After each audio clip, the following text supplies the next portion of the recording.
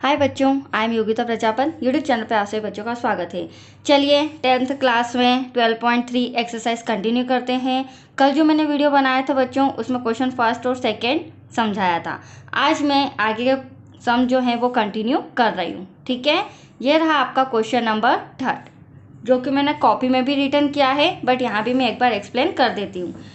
छायांकित भाग का क्षेत्रफल ज्ञात कीजिए। आकृति दे रखी है हमें 12.21। ठीक है, तो छायांकित भाग का क्षेत्रफल ज्ञात कीजिए। यदि ए बी सी डी भुजा 14 सेंटीमीटर का एक वर्ग है, तो आप देख रहे हैं ए बी सी और डी, ये कितने सेंटीमीटर की भुजा है? इसकी प्रत्येक 14 14 14 और एक वर्ग है। तथा ए पी डी और बी पी सी दो अर्धवृत्त हैं। आप देख रहे हैं, एक तो ये वाला और ये दूसरा, ये दोनों क्या हैं? अर्धवृत्त हैं। ठीक है बच्चों, तो चलिए सम रिटर्न भी किया है कॉपी में मैंने। ये रहा हमारा सम। ड्रॉ देख लीजिए। आकृति में छायांकित भाग का क्षेत्रफल। तो देखो, छायांकित भाग हमें ये दे रखा है, ये शेडो वाला हिस्सा है जिसे हमें फाइंड करना है। ठीक है, यदि ए बी सी डी भुजा 14 सेंटीमीटर का एक वर्ग है, तो देखो वर्ग की जो भुजाएं होती है आपस में बराबर होती हैं। तो ये 14 है तो ये भी 14, ये भी 14, ये भी 14। तथा ए पी डी एवं बी पी सी दो अर्धवृत्त हैं। तो आप ध्यान से देखिए, यहाँ पर मैं नाम दे देती हूँ।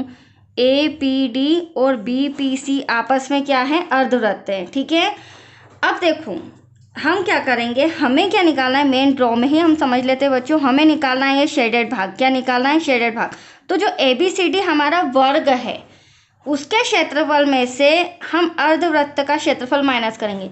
बट इस अर्धवृत्त को अगर मैं वृत्त का शेप दे दूं, तो मैं वृत्त का क्षेत्रफल निकाल सकती हूँ। देखिए, आधा वृत्त इधर है, आधा वृत्त इधर है। अगर इसको ज्वाइन करेंगे तो ये पर्टिकुलर एक कंप्लीटली वृत्त बन जाएगा, राइट। तो यहाँ पर हमें एक स्क्वायर मतलब वर्ग का क्षेत्रफल निकालना है और एक सर्कल मतलब वृत्त का क्षेत्रफल निकालना है। और वर्ग के क्षेत्रफल में से वृत्त का क्षेत्रफल माइनस कर देंगे तो दैट्स योर आंसर। ये शेडेड पार्ट आपका आ जाएगा। तो आया आपको सब में समझ में? दूसरी इंपॉर्टेंट बात, अगर मैं वर्ग की भुजा बोलूँ तो 14 सेंटीमीटर, बट हमें वृत्त की त्रिज्या नहीं पता है। तो त्रिज्या देखो, समझो आप यहाँ से यहाँ तक की दूरी 14 सेंटीमीटर है, राइट बच्चों। यहाँ से यहाँ तक 14 सेंटीमीटर है, तो यहाँ से यहाँ तक इसका हाफ कितना हो जाएगा? 7 सेंटीमीटर। इस अर्धवृत्त की त्रिज्या भी 7 है, इसकी भी 7 है। तो यहाँ हमारा जो वृत्त बन रहा है उसकी त्रिज्या भी कितनी हो जाएगी बच्चों? 7 सेंटीमीटर, क्योंकि हमें फॉर्मूले में इसकी जरूरत पड़ेगी, राइट बच्चों। चलिए स्टार्ट करते हैं। दिया है जो जो इन्फॉर्मेशन हमें पता है वो हम फिल कर लेते हैं। क्या दिया है? वर्ग की भुजा, वर्ग की भुजा 1/14 सेंटीमीटर। वर्ग की भुजा कितनी है? 14 सेंटीमीटर। अर्धवृत्त का व्यास, जो अर्धवृत्त है ये उसका व्यास है 14 सेंटीमीटर। यहाँ से यहाँ तक ये रेखा अगर मैं यहाँ से यहाँ तक खींच दूँ तो वृत्त की क्या है? ये व्यास, और अर्धवृत्त का भी। बट मुझे व्यास नहीं चाहिए, मुझे क्या चाहिए बच्चों? त्रिज्या। तो हम क्या करेंगे? 14 का डिवाइड 2 में कर देंगे तो आपका आंसर आ जाएगा 7 सेंटीमीटर। तो मैंने आपको पहले ही ड्रॉ में समझा दिया था, 14 है उसका हाफ क्या हो जाएगा? 7 सेंटीमीटर, जो वृत्त की त्रिज्या और रहेगी। ठीक है, चलिए अब हमें निकालना है छायांकित भाग का क्षेत्रफल। तो ये रहा छायांकित भाग का क्षेत्रफल इक्वल्स टू, पहले हम लिखेंगे वर्ग का क्षेत्रफल। क्या लिखेंगे बच्चों? वर्ग का क्षेत्रफल माइनस, जिसमें से हम माइनस कर देंगे वृत्त का क्षेत्रफल। ठीक है, अब हमें अर्धवृत्त लिखने की जरूरत नहीं है, मैंने अभी आपको समझा दिया था। ये हमारा कंप्लीटली वृत्त है। वर्ग का क्षेत्रफल फॉर्मूला होता है भुजा स्क्वायर, जिसे हम ए स्क्वायर भी कह सकते हैं, माइनस वृत्त का क्षेत्रफल पाई आर स्क्वायर होता है। भुजा कितनी दे रखी है बच्चों? 14। ये रही वृत्त की भुजा, तो ए के प्लेस पर हम 14 लिख सकते हैं। पाई का मान कुछ नहीं बोला तो 22/7। आर त्रिज्या है, अभी मैंने निकाली आपके सामने 7 सेंटीमीटर। 7 × 7, यहाँ 7 से 7 कैंसिल करेंगे और यहाँ 14 में 14 का मल्टीप्लाई, 14 में 2 का मत करना, राइट बच्चों। ऐसी गलती आप मत करना। 14 में 14 का मल्टीप्लाई करोगे तो 196 आएगा आपका, और यहाँ करोगे तो 7 टू ज़ा 14 क्रिया है 1, 7 टू ज़ा 14 देन 115।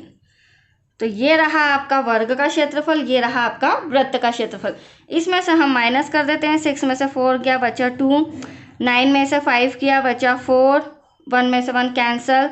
तो ये आपका आया है शेडेड पार्ट, छायांकित भाग का क्षेत्रफल। ये रहा शेडेड भाग, कितना है 42 centimetre square. That's your answer. बहुत ही अच्छा सम है, इजी है, राइट बच्चों। चलिए ये हो चुका है। नेक्स्ट क्वेश्चन नंबर 4 पे आते हैं, जिसका ड्रॉ मैंने तैयार कर रखा है, रिटर्न भी लिख रखा है, बट पहले बुक में आप एक बार समझ लीजिए। क्वेश्चन नंबर 4, हाँ, आकृति 12.2, ये रही आकृति 12.2 में छायांकित भाग का क्षेत्रफल ज्ञात कीजिए। अब देखो ये सम थोड़ा सा इंपॉर्टेंट है, ध्यान समझना। यहाँ पे ये जो मुझे दे रखा है त्रिभुज, ये त्रिभुज का शेप है और ये मेरा वृत्त है, ठीक है, वृत्त का शेप। तो इसमें मेरे को वृत्त को भी पूरा शेडेड है और त्रिभुज भी पूरा शेडेड है, मतलब इन दोनों का ही क्षेत्रफल निकालना है। और सबसे इम्पोर्टेंट बात, जब हम क्षेत्रफल निकालेंगे तो प्लस करना होगा, राइट। अभी तक फर्स्ट से लेकर थर्ड तक मैंने माइनस कराया है, बट यहाँ पे हमें क्या करना पड़ेगा, दोनों के क्षेत्रफल को ज्वाइन करना पड़ेगा, ताकि हमारे पास कुल क्षेत्रफल आ जाएगा, क्योंकि कुल क्षेत्रफल ही हमारा छायांकित भाग है, राइट। छायांकित भाग का क्षेत्रफल ज्ञात कीजिए। जहाँ भुजा 12 सेंटीमीटर, त्रिभुज की अगर मैं देखूँ तो 12 सेंटीमीटर भुजा दिख रही है वाले एक समबाहु त्रिभुज, और ये त्रिभुज भी हमारा कौन सा है बच्चों, समबाहु OAB। तो ये भुजा 12, ये 12, ये भी 12, और समबाहु त्रिभुज का एंगल कितने डिग्री का होता है, 60 डिग्री, ठीक है, हमेशा ध्यान रखिएगा। यदि समबाहु त्रिभुज आया है तो उसका एंगल, उसका कोण, प्रत्येक कोण 60 डिग्री का होता है। जैसे हम बोलते हैं समकोण त्रिभुज है तो वो 90 डिग्री का होता है, राइट। वैसे समबाहु त्रिभुज 60, तो ये भी 60, ये भी 60, ये भी 60। अब OAB के शीर्ष O को केंद्र मानकर 6 सेंटीमीटर त्रिज्या वाला, तो आप देख रहे हैं यहाँ से यहाँ तक 6 सेंटीमीटर त्रिज्या मानकर इस वृत्त को बनाया गया है। तो एटलीस्ट आप समझ गए हैं कि मुझे वृत्त का भी क्षेत्रफल ज्ञात करना है और वर्ग का भी। चलिए सबसे पहले हम लिख देते हैं, ये हमारा OAB, यहाँ से यहाँ तक 12 सेंटीमीटर, यहाँ से यहाँ तक त्रिज्या हमें दे रखी है 6 सेंटीमीटर, राइट बच्चों। Any doubt? चलिए आगे बढ़ते हैं। हाँ, डिग्री मुझे दे रखी, बोला नहीं है, पर समबाहु त्रिभुज है तो क्या कितना डिग्री का कोण होगा हमारा, 60 डिग्री का। देखिए दिया है, जो जो इन्फॉर्मेशन हमें पता है वो रिटर्न कर लेते हैं। वृत्त की त्रिज्या कितनी दे रखी है हमें, 6 सेंटीमीटर।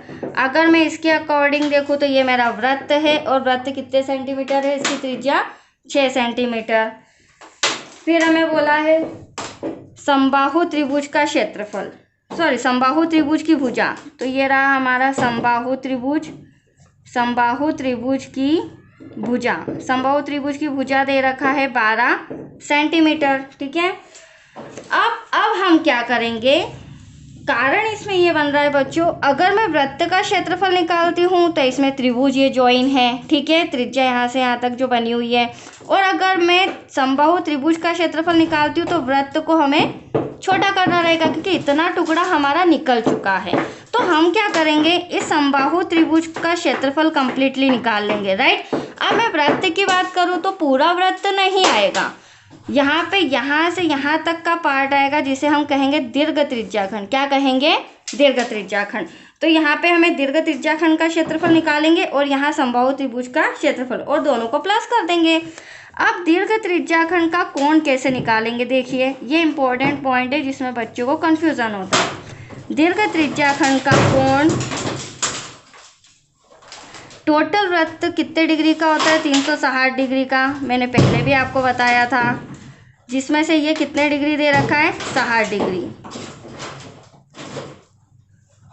यह आ गया 300 डिग्री, ठीक है। यहाँ से यहाँ तक जो त्रिज्याखंड का क्षेत्रफल, वहाँ पे हम फॉर्मूले में थीटे की जगह क्या लेंगे, 300 डिग्री, इसलिए मुझे ये निकालना पड़ा, राइट बच्चों।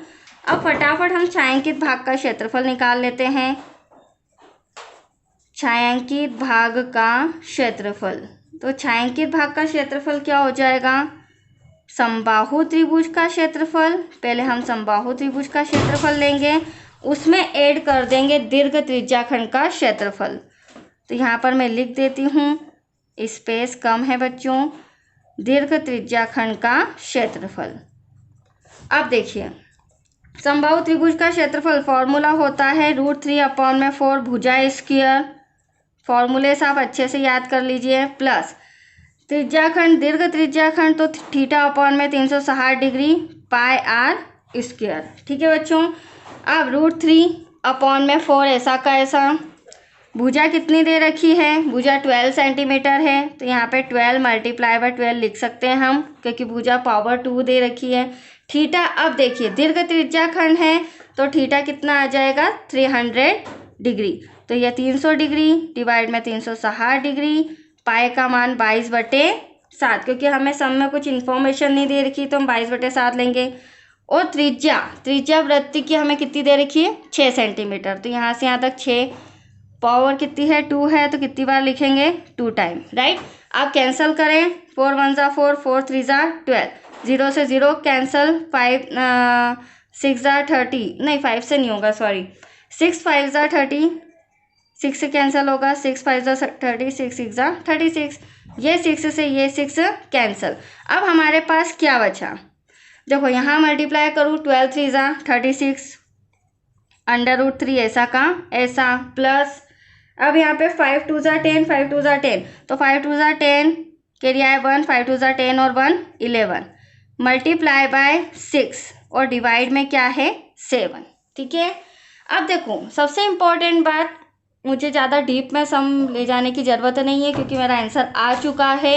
यहाँ पर √3 जो दे रखा है उसकी वैल्यू हमें नहीं दी, अगर उसकी वैल्यू हमें दी होती तो हम वैल्यू लिख के और मल्टीप्लाई कर लेते, राइट। तो यहाँ पर आ जाएगा 36 √3 प्लस यहाँ मल्टीप्लाई करेंगे 0, 6 × 1 = 6, 6 × 1 = 6, डिवाइड में आ जाएगा 7। ठीक है, इसको आपको इस रूप में लिखना है, यहीं पर लिख देती हूँ मैं, क्योंकि स्पेस कम है बच्चों। यहाँ पर पहले 660 डिवाइड में 7 प्लस 36 √3 ब्रैकेट क्लोज, और यहाँ पर एंड में लिखना centimetre square, that's your answer. और प्लस का साइन लगाना मत भूलना, क्योंकि मैक्सिमम सम इसमें ऐसे हैं जिसमें कुछ पार्ट शेडेड होता है और कुछ वाइट रहता है, सिंपल, जिसमें हमें माइनस करना पड़ता है, बट यही एक सम है जिसमें हमें प्लस का साइन एंड तक लगाना है, राइट बच्चों।